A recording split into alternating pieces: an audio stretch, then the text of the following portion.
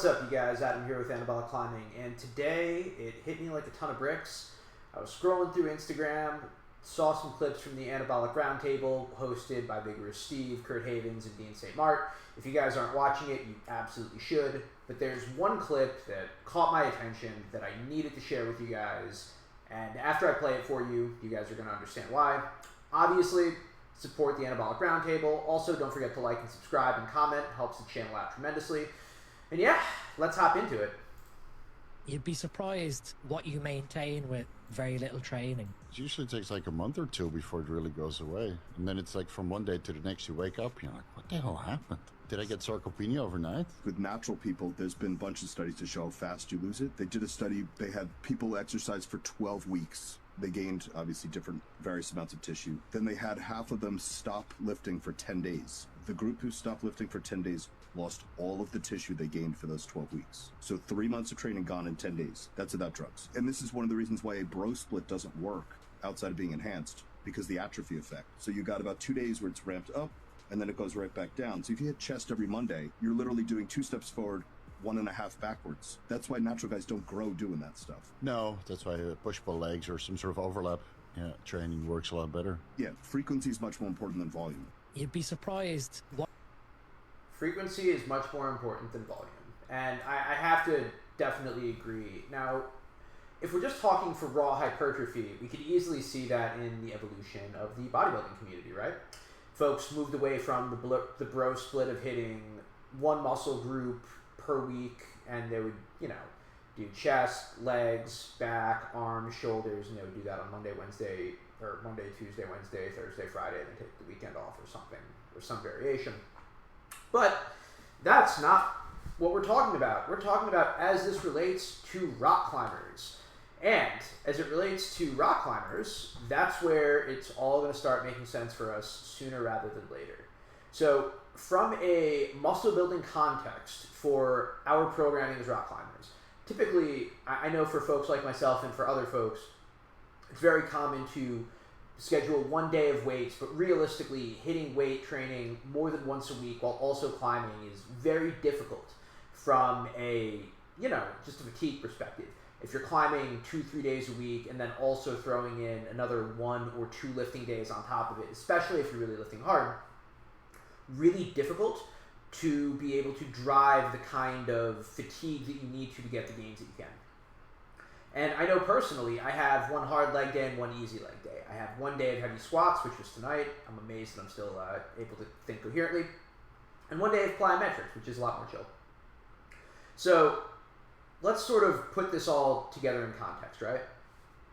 By adding anabolics into the equation, whether it's a TRT plus protocol like I am, higher, or even just a basic TRT, it allows us to keep more gains while training and resting more.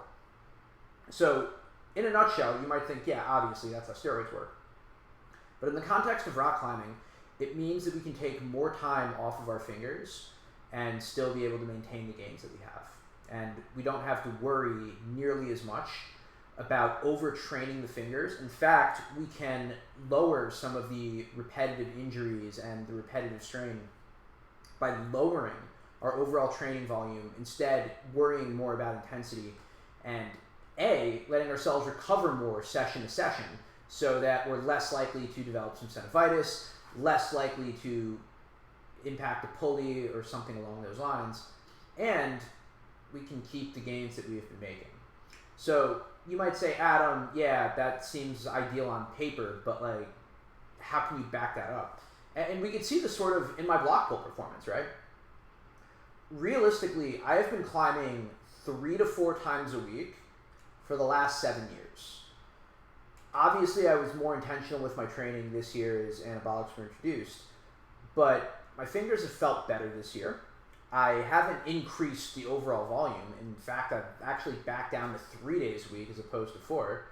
And with the added rest, I've been able to basically throw 70 pounds onto my block pulls. And I can't think of anyone else, natural or otherwise, that I'm aware of that's been able to make those kind of gains. And am I some sort of unique super athlete? No, obviously not. I'm a random 40-year-old on the TRT plus protocol. But when we put this in the context of, was I losing muscle? And yeah, realistically, we think of fingers as strictly tendon operators, but there's muscle involved as well. Being able to crimp hard enough is not just through the tendons and pulleys. It also requires muscular drive from the forearms to be able to back all of that infrastructure up. So it's not surprising to me that by introducing exogenous testosterone into the equation, that I am in fact able to pull harder and be able to rest more to limit my rates of injury so that I can in turn pull harder. And then the cycle just continues to repeat itself. So I say all of that to say that ultimately, while people have been yelling and screaming and bitching and moaning, man, Adam, I don't know what you're talking about. You shouldn't take steroids. It's going to increase the rate of injury. You're going to gain more of this weight. You're going to hurt the pulley. Shut up. In reality, if I'm able to increase my training load while being able to increase the amount of rest and limit the amount of lost muscle over the course of that process, it ultimately leads to stronger muscles, stronger tendons, and, you know, if you're not injured and if you're properly recovered from session to session, you're going to grow more. Who would have thought? Anyway, I'm going to continue to yell and bitch and moan at anyone who thinks that, you know, some of these compounds are not necessarily ideal for rock climbing. I'm going to continue to prove that the proof is in the pudding. But if you guys like this kind of content, please do not forget to hit the like, subscribe, and comment. It helps the algorithm tremendously. Obviously, check out the Anabolic Roundtable on Vigorous Steve's channel. Dude's one of the godfathers of modern bodybuilding practices and a tremendous gem. I use him as a jumping off point for my research frequently. But yeah, I appreciate you guys tremendously. I will be in Japan next week, so I will try to record some footage from Mitake and B-Pump and try to send some cool stuff over there. But yeah, as always, I'm Adam with Anabolic Climbing, wishing you guys good luck and happy sending, and I'll see you soon. Take care.